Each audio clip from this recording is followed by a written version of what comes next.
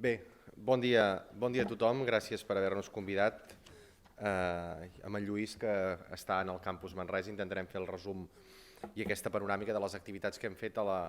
les comarques centrals. La Universitat de Vic és una universitat de territori i per tant està molt contenta de poder participar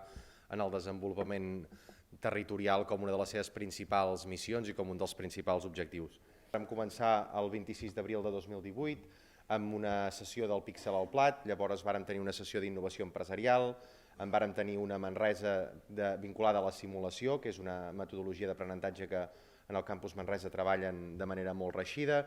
Vàrem continuar amb una jornada sobre gastronomia i producte, una oportunitat pel territori en col·laboració amb la Diputació de Barcelona, en què es va posar de manifest el valor de la marca de territori com un eix central en la promoció turística a la Universitat de Vic, on tenim un grup de recerca que treballa de manera molt profunda aquest aspecte.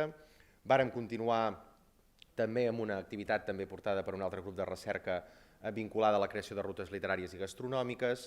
A Manresa es va desenvolupar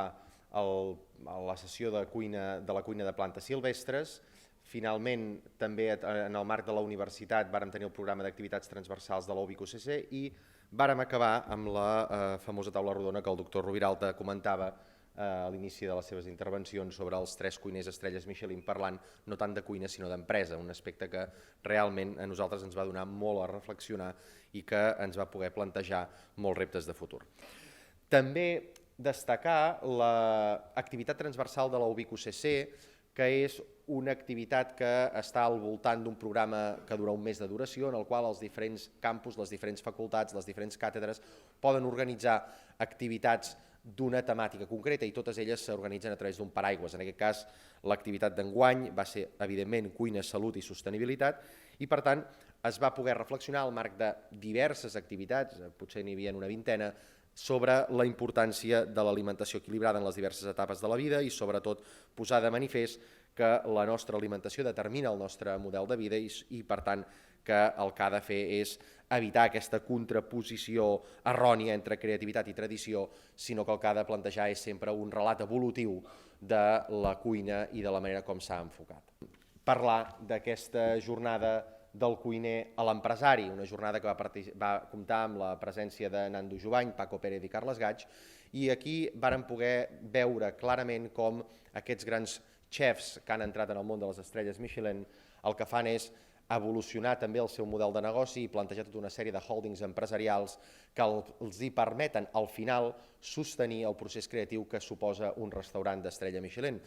En aquest sentit, és important tenir en compte que la gastronomia s'ha d'entendre permanentment com aquest projecte emprenedor, que en ells els ha portat a